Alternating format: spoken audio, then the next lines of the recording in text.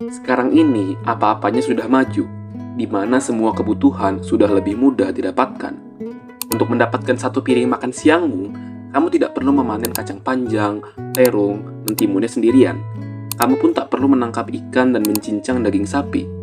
Kamu cukup mengeluarkan sejumlah uang dan kamu akan mendapatkannya.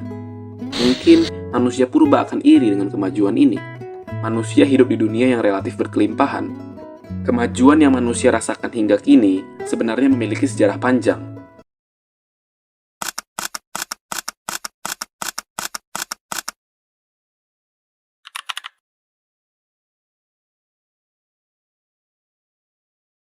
Sejak 15.000 tahun lalu, manusia masih berburu dan meramu.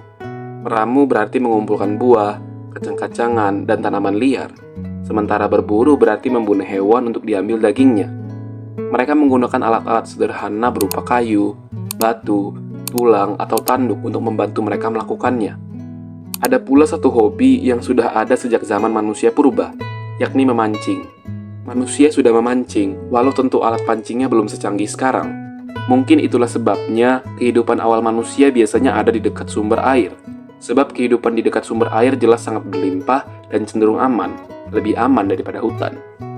Kita mungkin cenderung berpikir kehidupan meramu dan berburu itu menjijikkan dan brutal. Namun bukti fosil memberi kesan bahwa mereka sebenarnya berkehidupan baik. Tubuh dan gigi mereka lebih sehat daripada mereka yang bertani. Fakta menariknya, mereka memiliki sedikit pekerjaan dibandingkan manusia modern seperti kita. Mereka bukan menghabiskan waktu untuk bekerja, menonton bioskop, ataupun belajar pelajaran sekolah yang membosankan, melainkan mereka menghabiskan waktu mereka pada kesenian, musik, atau hanya sekedar bercengkrama satu sama lain, dan ya, berhubungan seksual. Perlu dicatat bahwa budidaya tanaman kelihatannya naik secara independen dalam waktu ribuan tahun dan di banyak tempat, dari Afrika, Cina, Amerika, memakai tanaman pangan yang tumbuh alami di sekitarnya. Nasi di Asia Tenggara, jagung di Meksiko, kentang di Andes, gandum di daerah Mesopotamia, ubi di Afrika Barat, dan lain sebagainya. Mereka di seantero dunia mulai meninggalkan meramu untuk bertani. Manusia berhasil memanfaatkan tanah yang ada untuk semakin produktif. Walau tentu ini berarti semakin sedikit musik, seni, dan hubungan seksual.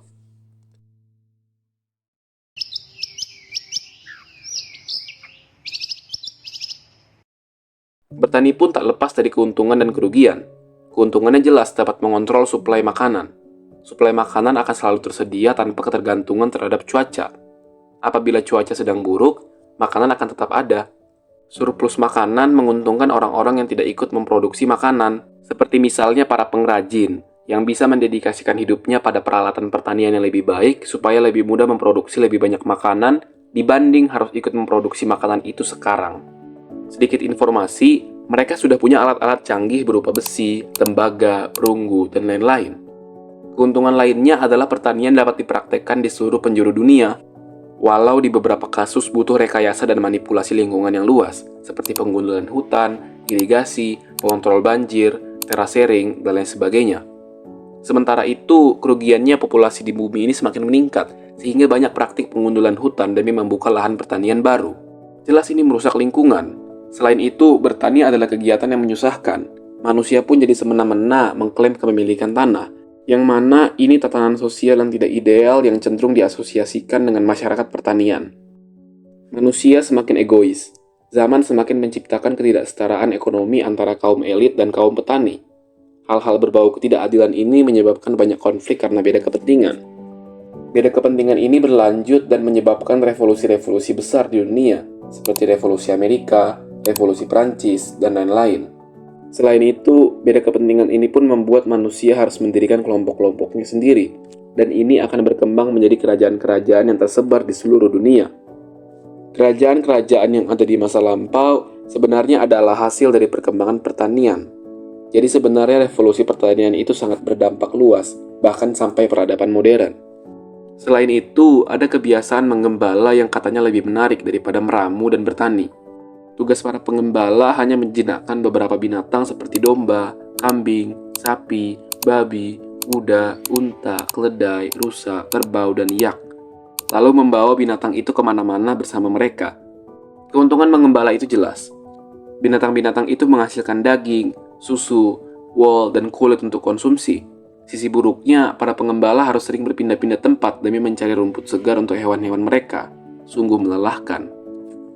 Ngomong-ngomong, mengembala pun tak semudah yang dibayangkan. Tidak semua wilayah menyediakan hewan-hewan yang diinginkan. Misal, kamu adalah seorang gembala yang tinggal di Amerika. Di sana mungkin kamu hanya akan menemukan lama, sementara hewan lainnya tak ada. Selain itu, banyak juga hewan yang tidak bisa dijinakkan, seperti kuda nil yang suka memangsa manusia, zebra yang terlalu bengal, beruang yang punya jiwa liar dan tak tertundukkan, serta gajah yang terlalu lama untuk berkembang biak. Apabila gajah berkembang biak secepat sapi, mungkin manusia akan menaklukkannya. Akan tetapi, gajah bisa dibilang sedikit beruntung, karena tidak jadi peliharaan manusia seperti halnya sapi. Kenapa revolusi pertanian bisa terjadi? Sejauh ini, sejarawan hanya bisa berasumsi, karena tidak ada bukti tertulis. Alasannya mungkin tekanan populasi mengharuskan pertanian berkembang walaupun artinya lebih banyak kerja atau lebih banyak rekayasa lingkungan yang dilakukan. Sejarawan lain berargumen bahwa masyarakat butuh memelihara gandum untuk memproduksi lebih banyak alkohol. Atau teori yang lebih gila adalah mungkin sebenarnya tidak ada yang dinamakan revolusi pertanian. Pertanian muncul karena hasrat evolusioner untuk mengonsumsi lebih. Apabila kamu tiba-tiba tahu bahwa biji bertunas ketika ditanam, pasti kamu akan terus menanam untuk mendapatkannya. Begitupun petani. Pada awalnya mereka menemukan gandum dalam bentuk yang lebih mudah diakses dan ditanam. Selanjutnya, mereka bereksperimen dengannya bukan karena ingin memulai revolusi pertanian, tapi ya sederhananya mereka ingin makan lebih banyak.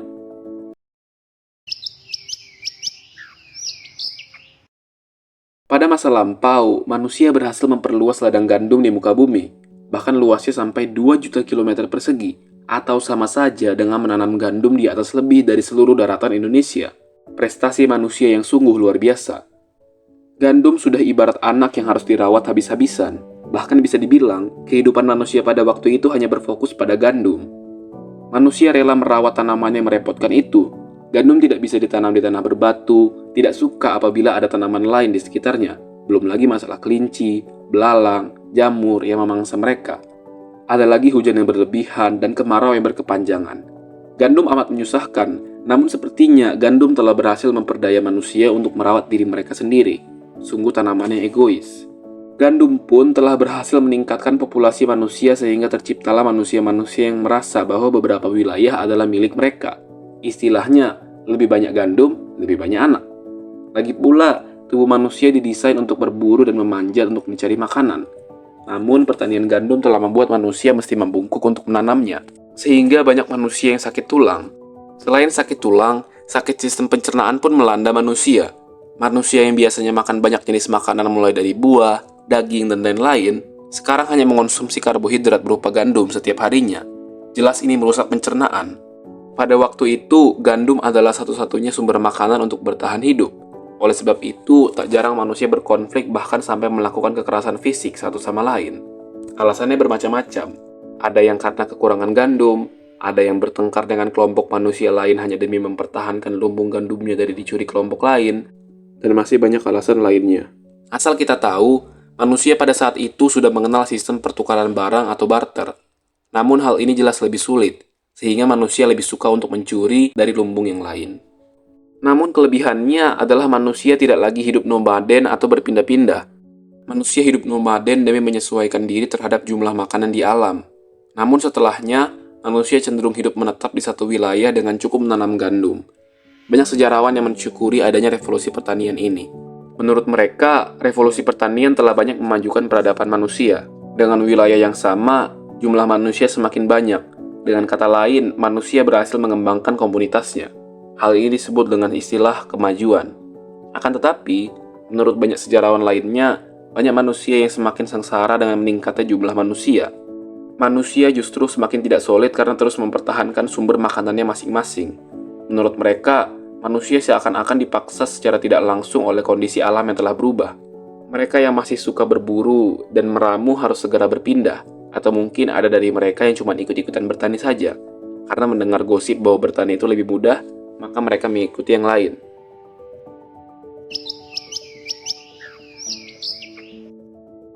Salah satu hewan yang didomestikasi pada masa revolusi pertanian adalah anjing.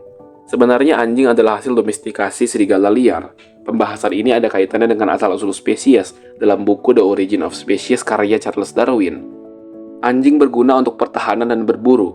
Anjing yang sangat berguna menjadi kesukaan manusia, sehingga hubungan manusia dengan anjing semakin akrab.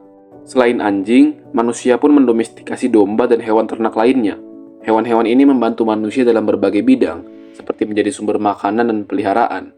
Akan tetapi, banyak pihak yang menganggap ini sangat tidak sesuai dengan asas-asas kebebasan hewan. Adapun industri susu yang merupakan salah satu kekejaman terhadap hewan. Sebenarnya industri susu itu tidak logis, sebab dari zaman dulu manusia tidak minum susu yang berasal dari hewan lain. Manusia cukup meminum air susu ibu semasa kecil dan tidak meminumnya lagi saat sudah dewasa. Banyak yang mengatakan bahwa domestikasi hewan mulai dari anjing, domba, dan lain-lain itu sebenarnya sangat buruk karena tidak sesuai dengan asas-asas kesejahteraan hewan. Namun banyak juga hewan yang diuntungkan, seperti domba yang sangat bebas beraktivitas di padang rumput yang luas. Walau akhirnya mereka diambil, paling tidak mereka merasakan kebahagiaan berupa kebebasan. Tidak seperti anak sapi yang sudah dipisahkan dari induknya sejak kecil, serta dikurung dalam kandang yang sangat sempit. Jelas pada kasus ini, domba lebih bahagia dibanding sapi. Selain domba, beberapa kuda pun diuntungkan. Banyak dari mereka yang hidup makmur di kandang yang luas, dengan syarat berbakti kepada pemiliknya. Incitatus milik Caligula dan Bucephalus milik Alexander Agung adalah dua di antaranya. Ada juga kisah unik seekor domba yang dimasukkan ke dalam balon udara uji coba bernama Aerostat Reveillon buatan Montgolfier bersaudara yang diuji cobakan pada 19 September 1783. Uji coba itu dilakukan di Taman Versailles, Perancis. Domba itu selamat sampai balon udara itu turun ke tanah, dan atas prestasi itu, ia diadopsi sebagai domba istana oleh Ratu Marie Antoinette. Banyak sejarawan yang juga berpendapat bahwa pertanian pada masa lalu mewariskan hal-hal buruk pada peradaban manusia sampai saat ini, seperti sistem patriarki, ketidaksetaraan, perang, dan kelaparan. Dengan kata lain, pertanian telah merusak. Pertanian mengharuskan manusia untuk terlalu merekayasa lingkungan, membangun bendungan dan mengundulkan hutan, dan akhir-akhir ini pengeboran minyak. Dan luar biasanya, itu semua disebabkan oleh ketamakan manusia akan sumber makanan. Namun bagaimanapun, kita tidak bisa membalikkan pilihan itu. Selama puluhan ribu tahun, manusia membuat keputusan yang tak dapat ditarik kembali, yaitu membentuk tatanan dunia sekarang ini. Terima kasih.